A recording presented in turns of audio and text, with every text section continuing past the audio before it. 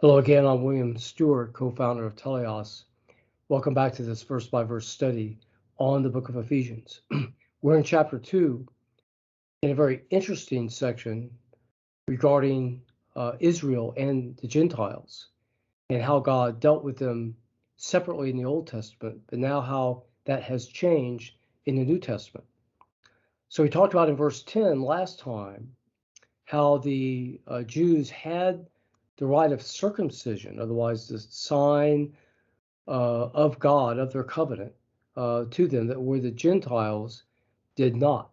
And in the past, thus they were separated from the Jews who had the advantages of a close relationship with God, being their chosen people. So the circumcision was made by hands, the removal of the foreskin. We know in the New Testament there's a circumcision not made by hands in Colossians 2 that is done with the regeneration by the Holy Spirit when somebody comes to faith.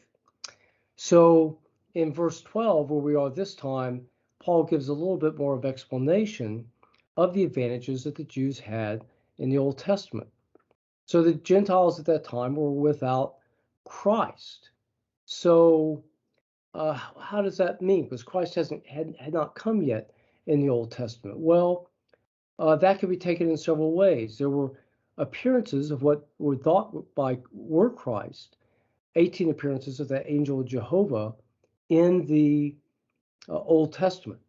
And Christ was in the cloud also above the Israelites as they moved through the desert. So Christ was present and had a ministry. But also the teachings of Messiah, the prophecy, the symbolism of the law and the high priest and his vestments, the feast days, all symbolizing the ministry of Messiah who would come and take away their sin, the Jews' sin. The Gentiles were missing that as well.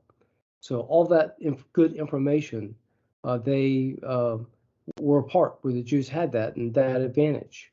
So they were aliens. They were outside the camp, the commonwealth, it says in the verse. I should read the verse, and that at the time ye were without Christ, being aliens from the commonwealth of Israel, and strangers from the covenants of promise, having no hope, and without God in the world.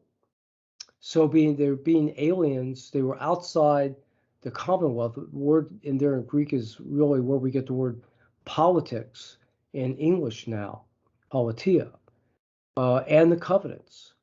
What were the covenants? Well, the covenants were the promises to Israel by God that he would fulfill no matter what. They were dependent upon him. Most of them were permanent. I would say there are probably 7 covenants, and this is controversial, 4 which are most important.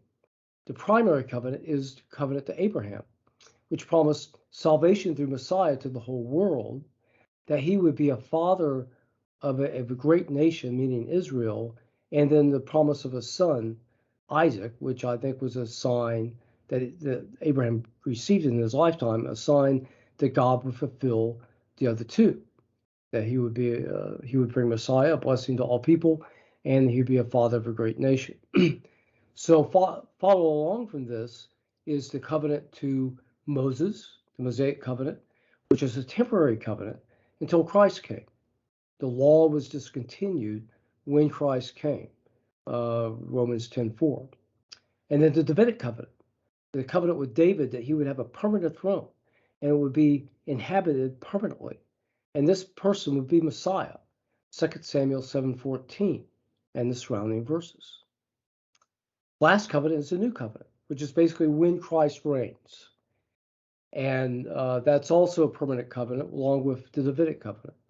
So Israel knew about these promises. They had the promises that they would have a kingdom that would give them peace, that would be ruled by Messiah, and that the Israelites, or excuse me, the Gentiles at that time were not included. So the Gentiles then, as it says, had no hope, and they were without God in the world. All these promises given to the Jews, and the benefits of of the temple worship, God's presence, God's leading, the promises, they did not have primarily. Now, they could have come to faith and become a practicing Jew, but they also had to get that information. Now, the Jews were supposed to go out and give that information, and they did not do such a good job of that in the Old Testament, but God managed to spread that information anyway. We know from Psalm 19:4, the line, the noise, that information had gone out to the whole earth. We know that Nineveh at that time received the gospel from Jonah, the largest, most powerful city in the world at the time, at the capital of the Assyrian Empire. So those are several examples. We know that the Queen of the South, Sheba, knew about Solomon and came to hear his wisdom, as another example of God's ministry and mercy to the Gentiles in the Old Testament. So they did receive that information. It was harder to receive. The Jews had the advantage, and that's the wrap for verse 12. Now that will come into 13 and 14, how God has joined together these two groups through Christ, and then of course joined them both to Christ. So don't miss that. That's the important information. Please join me next time. I'll look forward to seeing you then. Goodbye for now.